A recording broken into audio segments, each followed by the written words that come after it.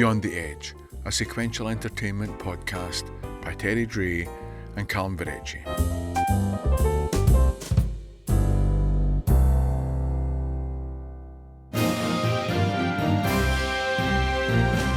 We interrupt this scheduled programme with a news flash. An accident in a research laboratory in a non-specific city in a far-off country has happened.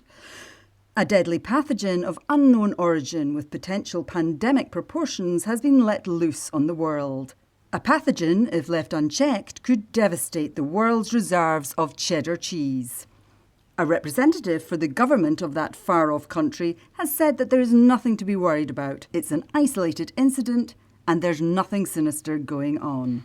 There's nothing to be worried about. It's an isolated incident and there's nothing sinister going on. More on that story as we get it.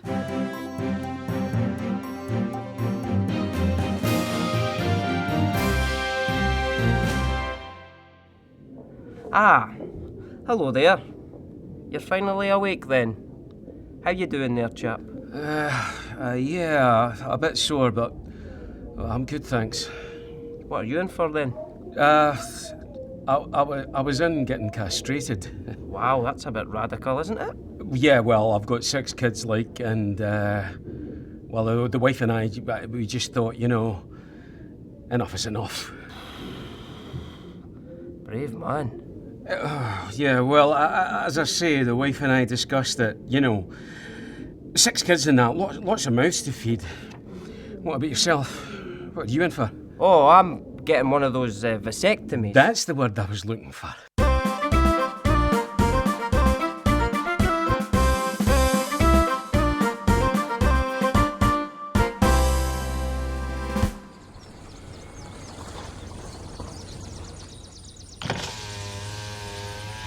Excuse me, my good man.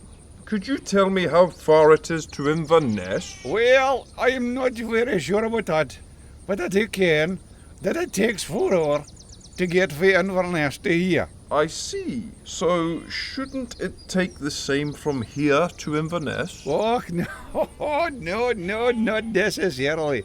You see, there's 7 days between Christmas and New Year. But it's a gay long time between New Year and Christmas. We interrupt this scheduled programme with more on the cheese pandemic. A spokesperson for the Society of Curds and Whey Products has said that cheddar is only the beginning. Other cheeses could fall foul of its variants. Cheddar is only the beginning. Other cheeses could fall foul of its variants. The price of cheese is expected to skyrocket and will be more expensive than gold gram for gram. That is, if you can get your hands on any cheese in the first place.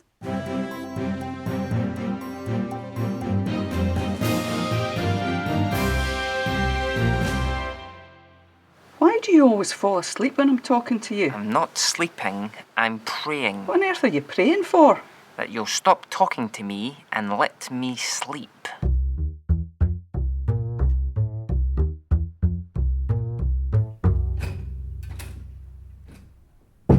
Right then, Sergeant. What have we got here then? Boss, our victims are 1 female and 1 male couple. They've been shot multiple times and then stabbed with a big knife of some kind. Again, several times. And the man has been bludgeoned with a heavy blunt object around the head and neck. Looks like they were caught in the course of their love-making by a burglar. The way I see it, they were here in the bedroom having a bit of afternoon delight when an intruder disturbed them and, well, we can see the result. Or they could be the victims of the beginning of a serial killer and we can expect further murders. It's a right mystery, boss, and no mistake. It's a crime of passion. And the wife did it. Obvious. How could you possibly know that, boss? Easy. Look here. There's a bunch of ripped up love letters scattered over the 2 corpses. How do I know they're love letters? They're written on pink paper and signed with hundreds of kisses.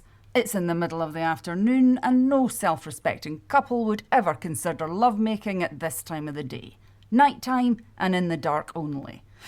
Then there's the scantily clad female. Can't be the wife, because it was the wife that caught these 2 philanderers in the act and shot them, stabbed them and bludgeoned her husband about the face and neck. But boss, How can you be so sure? Because the wife is sitting in the corner of the bedroom covered in blood, holding a huge kitchen knife in one hand and a revolver in the other, and a blood-covered baseball bat lying at her feet, with a sign around her neck saying, "I did it. I killed the two-timing bastard and his whore." Yes, I did it, and I'd do it again. You're so competent, boss. That's why I'm a DCI in charge of the competent detective squad, and you're just a sergeant. Sergeant.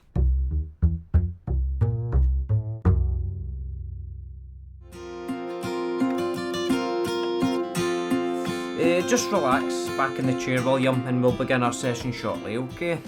Have things got any better since the last time you were here? I'm sure she's being unfaithful to me. Again. Didn't we go over this last time? William, you know that your wife is madly in love with you, okay? Well, this time I followed her, and when she says she's going to her sister's, she goes to a pub instead to pick up men. In fact, she sleeps with anybody who asks her. I'm going crazy. What do you think I should do? Well, first just relax, take a deep breath and calm down. We don't want you hyperventilating, do we? Now, tell me, what's the name of this pub and where exactly is it? I don't know who you are. I don't know what you want. I do have a particular set of skills I have acquired over a very long career. I will find the perfect chest of drawers or occasional table from my extensive collection of handcrafted furniture just for you, all on a 50% sale this weekend only. Welcome to the Keep Fit Guru podcast. I'm here to answer all your Keep Fit questions, and I'm the Keep Fit Guru. So let's get started. Today we're going to be using the exercise bike. But before we go any further, it's important to remember to do this with a gym buddy, as accidents can happen. So, allow me to introduce my gym buddy, Malcolm. Hello. The gym has just got the new Studio J-Cycle Aptocryptic Pro. This is a marvellous bit of kit.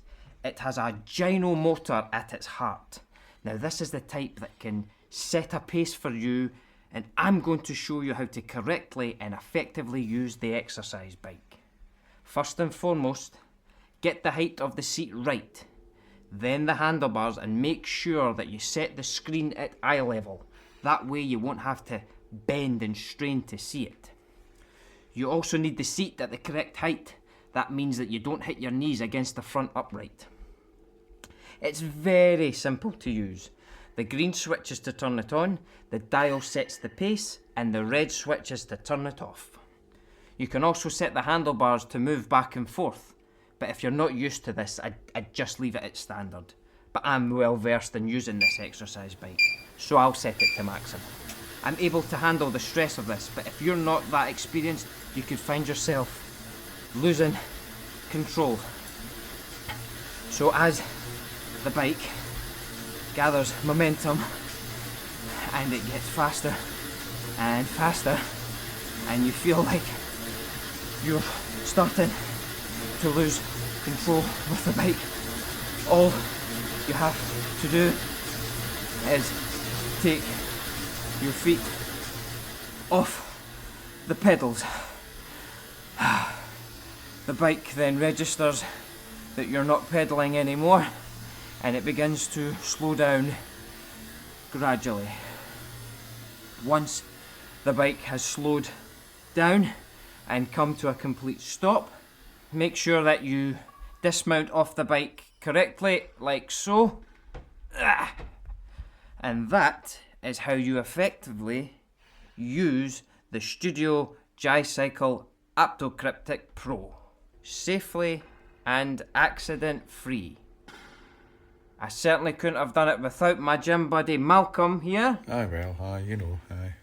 Now, what's next, Malcolm? Oh, for goodness sake. Oh, look! Dumbbell squats. Let's go. Dumbbells. Oh, man.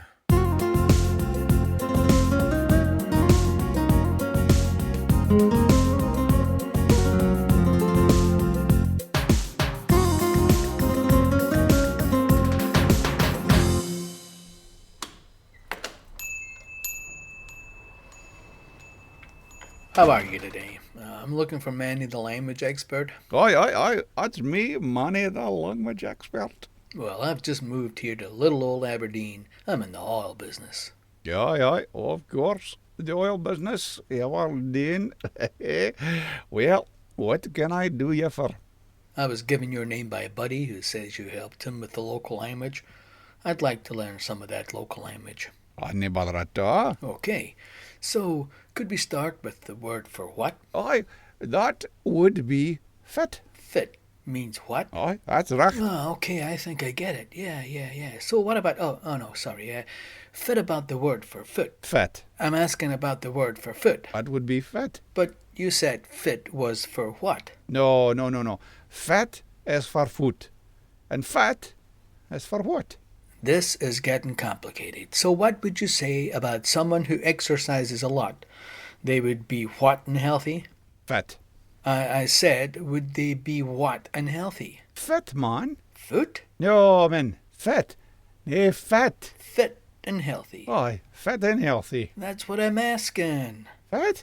Okay, this is getting real complicated real fast. Let's see. The word for what is fit, and the word for foot is also fit, and the word for fit is, well, fit. That's it, man. You're getting it. Yeah, right. Okay. So, fit about the word for where, as in, where is it? Forest. Forest? No. Nae forest. Forest. Okay, this is getting crazy. It's enough to give anyone a fit. Oh, an uncontrollable seizure. Aye.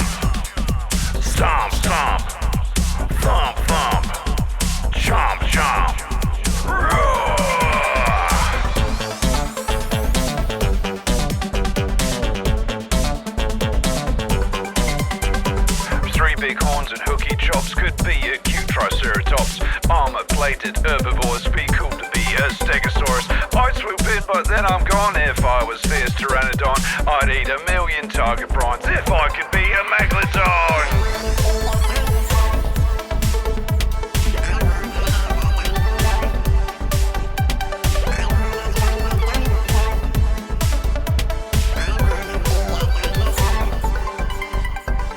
They don't run when I stop by. Even raptors run and cry. Teeth as sharp as razor blade and perfect for my hungry race. I'd be tough, I'd be the best. I'd fight with some and eat the rest. Little arms, scaly chest. I'd be Tyrannosaurus Rex. Stomp, stomp, thump, thump, chomp, chomp, chomp. Stomp, stomp, thump, thump, chomp, chomp. Roar!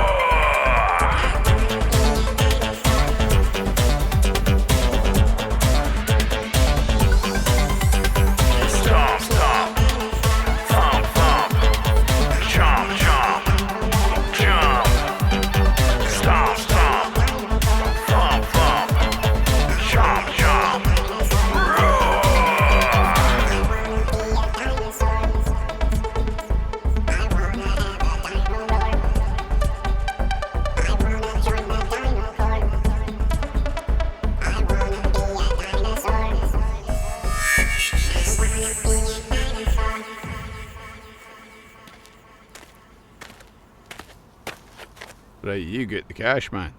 Aye. What have you got, like? How about some of that brie?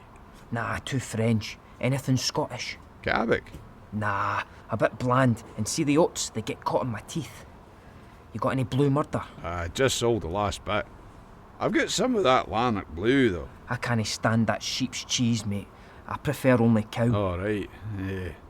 I get my hands on some of that traditional Ayrshire Dunlop.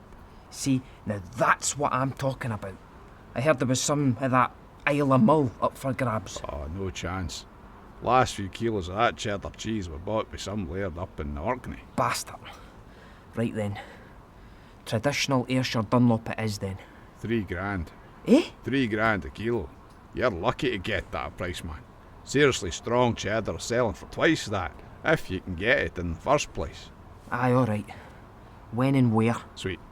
Be here tomorrow night with the dosh, man. You'll get your cheese. Have you had headaches? Feeling sick? Have you got tired eyes? Sore limbs? Toothache? Do you suffer from lower back syndrome, lazy foot and step? Or just overall feeling fatigued and don't know why? I was feeling sick all the time and always had tired eyes, and I didn't know why. I was having headaches for no reason and feeling overall fatigued and didn't know why. My foot and step and lower back were always a problem, and I didn't know why. This is maybe a result of holding your mobile phone too close to your body when using it. You see, your mobile phone emits powerful electro-radical emitters resulting in all the symptoms mentioned and more. I have all the symptoms mentioned, and probably more, on a regular basis. What you need is Actostress, a company that finally has the solution to all your imaginary aches and pains. Actostress can help. We have the first ever mobile phone radical radiation emitter harmonizing dot. Yes, this handy little patch sticks discreetly on the back of your mobile phone and harmonizes with your own brain and body electro waves, giving complete protection against highly electro-radical emitting stress level protonizers. This is backed by a highly scientific imaginary aches and pains tests. We poked and prodded our subject without a radical radiation emitter harmonizing dot stuck to the back of our phone, then did the same test, but this time with the radical radiation emitter harmonizing dot stuck to the back of our phone. The result was amazing. I was the test subject and the results was amazing. Conclusive evidence that we can cure all your imaginary aches and pains, I'm sure. Buy our mobile phone radical radiation emitter harmonizing dot and cure yourself today. Send £65 sterling now and receive your your radical radiation emitter harmonizing dot in the post tomorrow. But act now. Limited supplies. No party involved in Actostress or its derivative companies makes any claim that any of its products are intended to prevent, cure, mitigate, treat or diagnose disease or imaginary aches and pains. You must not rely on any information provided as an alternative to medical advice. Welcome back to Frugal Camper, with me, Tam the Frugal Camper. This week, I've got a real treat for you. I've already been out foraging for some free food, and I'm going to make a dish fit for royalty. Let me just get my stove lit. Now. As we wait for the water to boil, I've got some personal news that I'd like to share with you. I was contacted by the International Hunter-Gatherers and Foraging Association, and well, they've invited me to be their Scottish representative. I have to say, this is a true honour. A true honour for me. Bloody insects. Now, with this esteemed position comes great responsibility. I want to get very serious now, just for a second. Bloody midges. Anyway, carry on, ignore them. What was I doing? Not going to steal this moment from me. Now, what was I saying? Oh yes, great responsibility. Foraging goes back thousands of years, back to the hunter-gatherers, and we owe it to them to forage responsibly. Only take what you... there are so many, the bloody midges. Why can't they leave me alone? They follow me everywhere. Bloody... More bubbly, darling? Oh, lovely.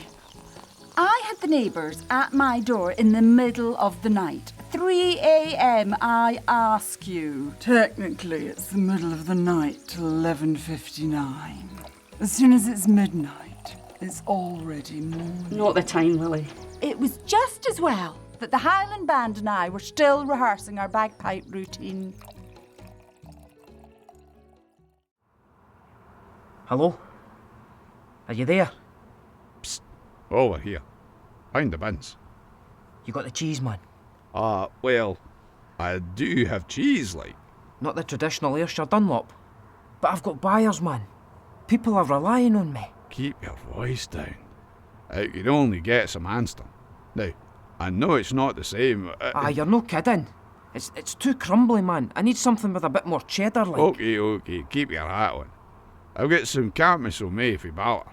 It's good Aberdeenshire cheese. How much have you got? About 5 kilo. Right, let me see it. There you go, man. See, that's the real deal, man. Right. Nice. That just melts in your mouth. Creamy, but sharp. Right, now that you've sampled it, where's the money? $3,000, as we agreed. Aye, well, here's the cash, like say.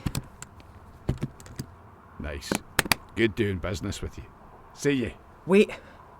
I want more. I'm willing to buy as much as you've got, like. Give me a few days, like, eh? No, man. I need it, like, right away.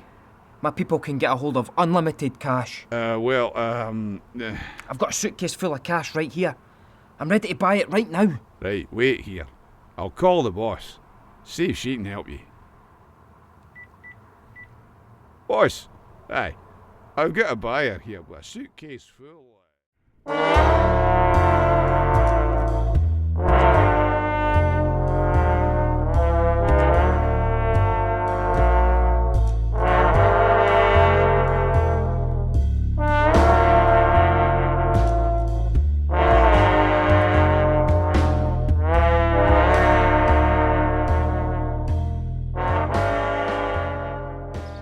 Here, Bob, I'm really worried. I think I must be a robot. A robot? You mean like a robot? How'd you make that out, Charlie? Well, I was on that internet trying to log into my bank account, you know. Very good. That, in itself, is an achievement. I know that, Bob, but the point is, I failed the Are You a Robot test. See? That's machines getting their own back on humans, that is. I appreciate you complying to this audit, Mr. William. Didn't really have a choice, did I? No, not really. So, can you tell me about the people you have working for you? Sure. What do you need to know? What you pay them, their working conditions, everything, really. Well, there's Maria. She's the hotel receptionist, and I pay her £450 for a 37-hour week. Oh, with free food and board, and she works 5 days out of 7. Then there's Michael, my second chef. I pay him £500 for a 45-hour week, free food and board, and he gets 2 days off a week. Very generous indeed. Go on. Well, there's also Gary, the kitchen porter. He gets £300 a week. He also gets free food and board, and he works 5 days a week. And, of course, then there's the half-wit. That's a bit, I mean, you shouldn't be calling someone that. It's incredibly derogatory. But it's true. He is a half-wit. He works 90 hours a week without a day off, and he gets £50 wages. Well, more pocket money, if I have to be honest. But that's terrible. Wait! It gets even better, my friend. He pays for his own food and board, but on a Saturday night he gets a bottle of gin to drink, and sometimes he gets to sleep with the wife. This is outrageous. I demand to speak to this half-wit right now, this instant. You're speaking to him.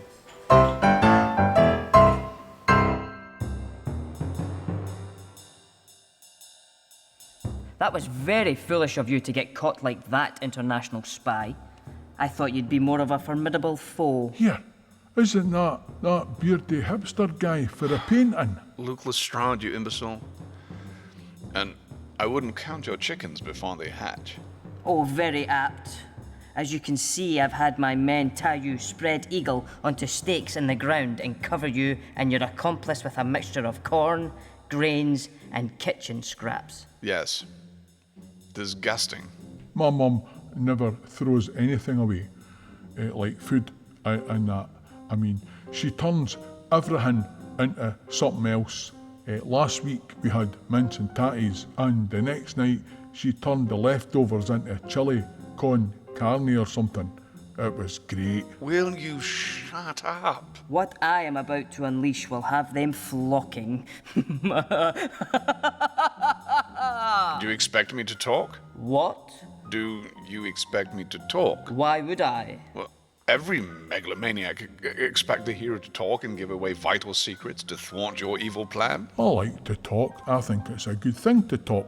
My Auntie Anne used to say that it was essential for a relationship to be able to talk like, but I was never in a relationship, so I never had the chance to talk. Well, I say my Auntie Anne, but she was really just a neighbour, eh? You know, if I had a gun right now, I'd shoot you. I would. Now, be quiet. You won't get anything from me, Luke Lestrade. I've been trained to withstand torture, you know. Isn't it I that should be talking? What? How? Do you think that your relationship with your ma is in trouble, like. Don't listen to him. I don't suppose you have a gun I could borrow. Ha! You'd like that, wouldn't you? Giving you a gun. No, I only meant that shouldn't you be trying to get me to talk? To tell you of my evil plan to take over the world? Hey, Luke Skywalker, we already found your evil plans behind the picture, eh? And radioed it in, like, so there's no need to try and frighten us in that. Although, I'm not as frightened as I was last year when I went out Halloween dressed up as a zombie. Well, I say zombie, but really, my mum just put on my jacket backwards and zipped it up the back, then covered my face with flour to make it look zombie-like. Like. Does he ever shut up? No, I'm pleading with you. Please shoot him. No need. A fate worse than death awaits you both. I will now let loose hundreds of carnivorous chickens to pick your carcasses clean. Oh, I love chickens. Hiya, chickens. Dinny, that tickles, man. It's a bit like when my uncle used to tickle me when I was sitting on his knee. Well, I say uncle, but he was really just a friend of the family. Guard, I say a friend hand me that gun, will you? He was just you? someone that used to hang out with my dad in his jacket. Chickens, it's tickly. Anyway, he used to hang out with my dad in his yard where he used to buy and sell things. Hello, I'm here. I've got the cash.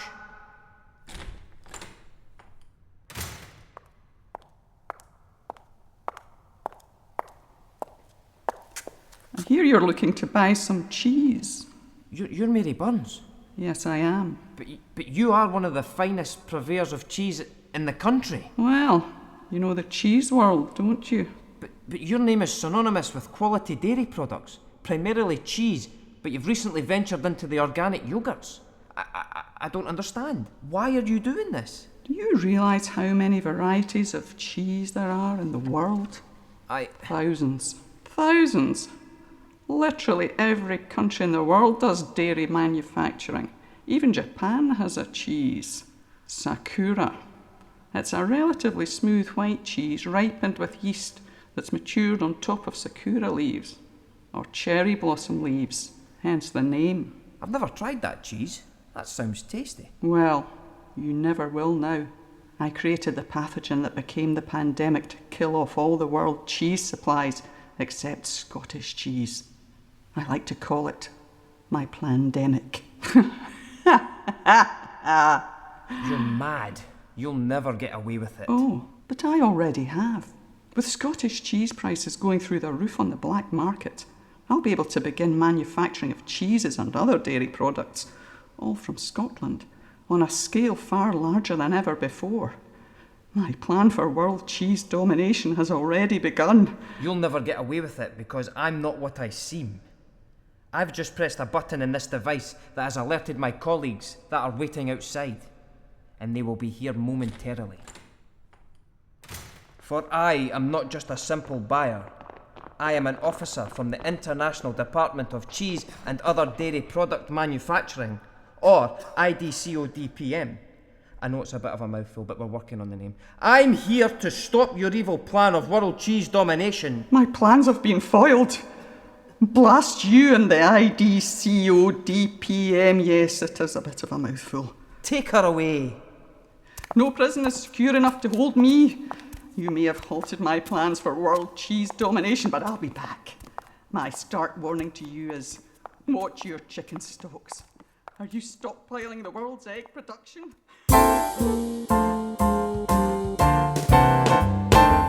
Beyond the Edge, a sequential entertainment podcast. Performed by Terry Dray, Calum Verrecchia, Debbie Whyte, Lynne Morris, Robert Iain Crawford, Norman Lamont, and Matt Mason. Written by Terry Dray and Calum Verrecchia. Additional material from Robert Iain Crawford. Music written and performed by Robert Iain Crawford, Kevin Macleod and Craig Weild. Produced and created by Terry Dray for Edge of the World Productions.